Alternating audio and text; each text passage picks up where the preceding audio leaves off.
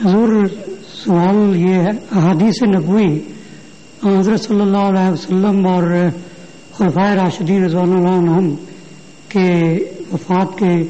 ایک لمبے عرصے بعد جمع ہوئی ہیں، ٹھیک ہے، اور ہمارے پاس جو سیاستہ ہے ان کی کیا کسوٹی ہے ہمارے پاس کہ وہ واقعی صحیح ہے غیر کی نظر میں؟ ہم تو ایمان رکھتے ہیں،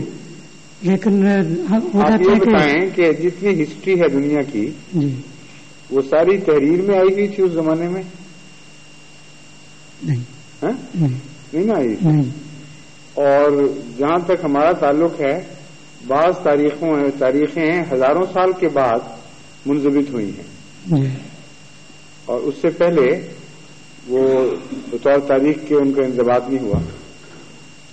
تو ان کی کوئی حقیقت ہے؟ کوئی نہیں کوئی بھی نہیں، ان تاریخوں کی کوئی حقیقت نہیں۔ نہیں، ان کی تو ہے جی، ان کی تو کیوں ہے؟ جی وہ ایک تاریخ۔ سوال یہ ہے کہ اگر ایک قوم میں روایات کا سلسلہ صدیوں سے چلا آ رہا ہو اور ان کی اپنی تاریخ بھی اسی طرح محفوظ رہی ہو، تو جب وہ روایتیں محفوظ کرنے لگیں تو پھر ان پر کیوں اعتماد نہ کیا جائے؟ عربوں میں یہ زبانی ریکارڈ کا سلسلہ چلا آ رہا تھا صدیوں سے، ہزاروں سال سے بلکہ، اور اسی پر وہ انحصار کرتے تھے، اور عرب اپنی یادداشت کے لحاظ سے اتنے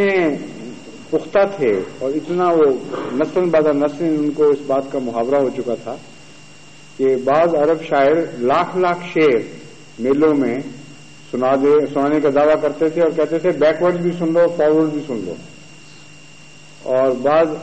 ایسی ان کے ذہن ہو چکے تھے تیار کہ ایک دفعہ ایک شاعر لمبا قصیدہ پڑھتا ہے تو ایک بچہ کہے گا میں تمہیں سنا دیتا ہوں، وہ قصیدہ ایک طرف سے شروع کر کے دوسری طرف سنا دیا کرتا تھا۔ چنانچہ ایسے واقعات ہیں کہ جب عباسی خلفاء کے زمانے میں ایسے بعض لوگوں کے دعوے آزمائے گئے اور انہوں نے بالکل صحیح سمجھا، ثابت کیا کہ ہاں ان کی یادداشت ایسی ہے۔ تو ایک تو ہمیں عرب قوم کی تاریخ، ان کے رواجوں کو دیکھنا پڑے گا، اور اگر عرب تاریخ میں کوئی بھی سند ہے، کوئی بھی حقیقت ہے، تو اس سے زیادہ سند اور زیادہ حقیقت حدیث کی روایات کو ہونی چاہیے۔ کیوں؟ اس لیے کہ عرب اسلام کے معاشرے سے پہلے سچائی پر اتنا زور نہیں دیتا تھا، عیاش بھی تھے، دنیا دار بھی تھے، جھوٹے بد کردار بھی تھے، اور کوئی اخلاقی سسٹم ہی نہیں تھا وہاں۔ اس وقت کے عرب کی بات اگر قابل اعتماد ہے تو اس عرب کی بات کیوں قابل اعتماد نہیں جس کو حضرت صلی اللہ علیہ وسلم نے ایک اخلاقی کارخانے میں سے گزار کے بالکل سیٹل کر کے نکالا ہے، اور جہاں صداقت کا معیار اتنا بلند ہوا اور گواہی کا معیار اتنا بلند ہوا کہ اگر کسی کے متعلق یہ بھی پتہ چلا کہ پبلک میں بیٹھ کر دیوار کی طرف منہ کر کے اس نے لوگوں کی طرف نہیں دیوار کی طرف منہ کر کے جس طرح ہمارے ملکوں میں ہو جاتا ہے پیشاب کیا تھا، تو اس کے متعلق یہ کہا محدثین نے کہ اس میں حیا کے مادے کی کمی ہے، اس لیے اس کی روایت قابل اعتبار نہیں۔ کسی نے اگر یہ کہا کہ فلاں بات اس طرح تھی اور بیچ میں اس کے درمیان جو بات پہنچنے کی سند ہے وہ بیان نہیں کی، تو اس کو قابل اعتماد نہیں سمجھا۔ کسی کی عادت تھی کہ بات لپیٹ کر کرتا تھا تو اس کو تلبیس کے الزام میں اس کو بھی مجروح کر دیا، تو معیار گواہی اتنا بلند کر دیا کہ اس کے بعد کسی شک کی کوئی گنجائش باقی رہتی نہیں، اور معیار گواہی بلند کر کے جب حدیثیں محفوظ ہوئی ہیں تو ایک اور عجیب واقعہ ہوا کہ بعض چیزیں تحریر میں آئی ہوئی تھی اس زمانے میں